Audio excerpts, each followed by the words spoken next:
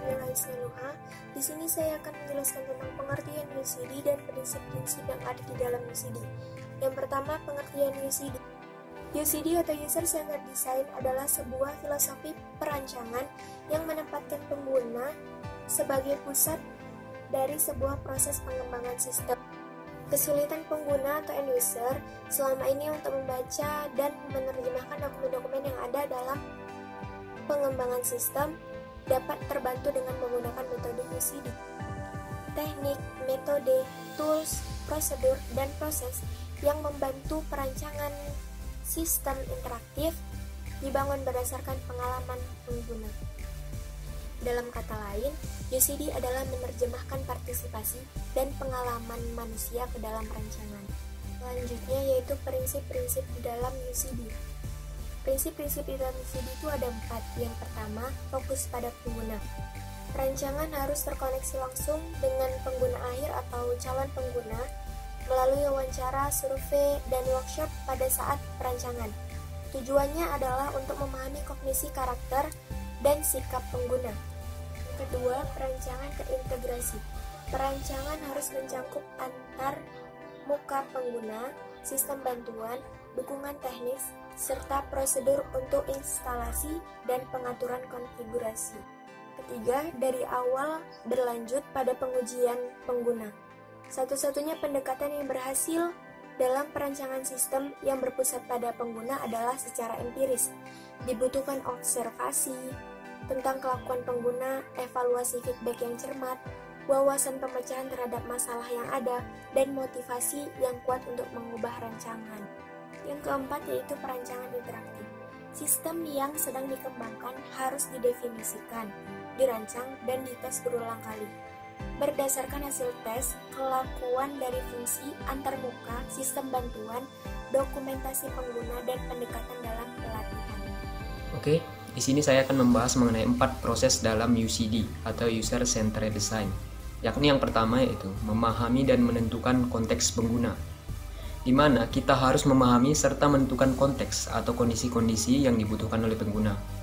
Yang kedua, menentukan kebutuhan pengguna dan organisasi, yaitu selanjutnya kita menentukan hal-hal apa saja yang dibutuhkan oleh pengguna.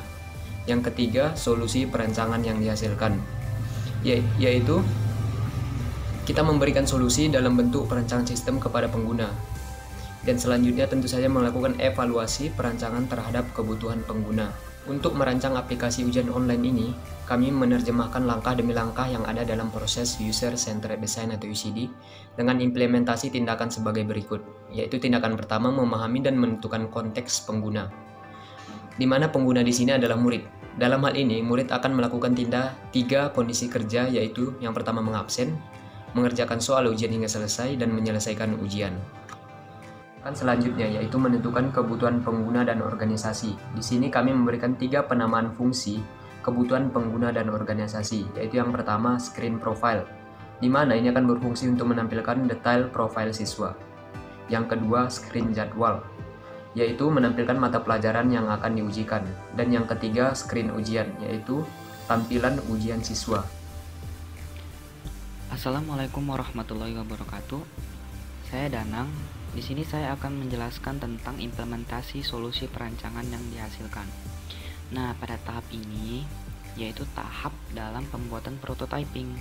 Nah, tahap prototyping ini fungsinya untuk menggambarkan suatu sistem yang akan dipakai si user atau fungsi-fungsinya yang ada di sistem tersebut. Nah, kita ke slide selanjutnya yaitu splash screen. Nah, ini adalah splash screen atau landing page yang akan dipakai ketika si user dalam keadaan memasuki aplikasi. Selanjutnya ada desain dari sign in-nya atau loginnya. Jadi si user nanti akan memasukkan email di kolom email dan juga password di kolom password. Setelah mereka mengisi di kolom tersebut, mereka akan menekan tombol sign in. Nah, tombol sign in ini akan berubah menjadi sebuah activity indicator menandakan bahwa si user telah menekan tombol tersebut. Jadi ada feedback dari di tombol tersebut. Setelah itu ada tampilan home screen. Nah, di tampilan home screen ini terlihat ada gambar profile usernya ya, ada gambar fotonya, ada name dan emailnya, juga ada detailnya. Nah, terlihat di situ ada detailnya seperti NISN, jenis kelamin, alamat. Nah, di bawah itu adalah button tabs. Jadi bisa digunakan untuk navigasi ke lain screen atau lain layar, lain halaman. Ada home, jadwal ujian, dan user screen. Nah, user screen itu untuk menampilkan profile usernya atau seperti setting dan lain-lain. Setelah itu ada screen jadwal ujian. Nah, screen jadwal ujian ini akan menampilkan beberapa mapel-mapel atau mata pelajaran yang akan ditampilkan ketika user mau sedang ujian. Jadi si user itu atau siswa tersebut akan memilih mapel-mapel mana yang mau diujiankan. Nah, di situ terlihat ada nama mapelnya, judul mapelnya, dan jam mulai juga jam akhir. Setelah itu kita lanjut ke halaman generate token atau layar dari generate token. Nah, generate token ini ada tersedia kolom ini ya, kolom dari generate token atau kolom untuk memasukkan token. Nah, nanti si siswa akan memasukkan token yang diberikan oleh si petugas. Setelah itu menekan tombol generate. Nah, masuklah dia ke ujian screen. Nah, di ujian screen ini akan ditampilkan beberapa fitur. Yang pertama tuh di atas itu ada countdown timer. Setelah itu ada soal ujiannya, ada pilihan jawaban, juga ada si tombol lanjut, juga tombol sebelumnya. Nah, jadi ini adalah tampilan halaman ujian screen. Nah, juga tidak lupa di bawah itu ada paginasi nomor soal. Nah, kita lihat di slide selanjutnya, ketika paginasi soal itu di scroll ke atas, nanti akan muncul nomor halaman-halaman dari paginasi tersebut. Jadi soal-soalnya bisa kita lompat. Misalnya si siswa dalam keadaan soal nomor 2, dia mau lihat di soal nomor 8, dia bisa lihat dari paginasi tersebut. Nah, jadi segitu aja dari UI atau fitur-fitur yang digunakan oleh si siswa nanti ketika memakai sistem ujian online ini. Assalamualaikum warahmatullahi wabarakatuh. Nama saya Muhammad Alfa Rifki. Saya akan membahas tentang evaluasi perancangan terhadap kebutuhan pengguna atau Evaluate Design Against User Recruitment. Tahap evaluasi merupakan tahap terakhir dalam pembuatan suatu aplikasi.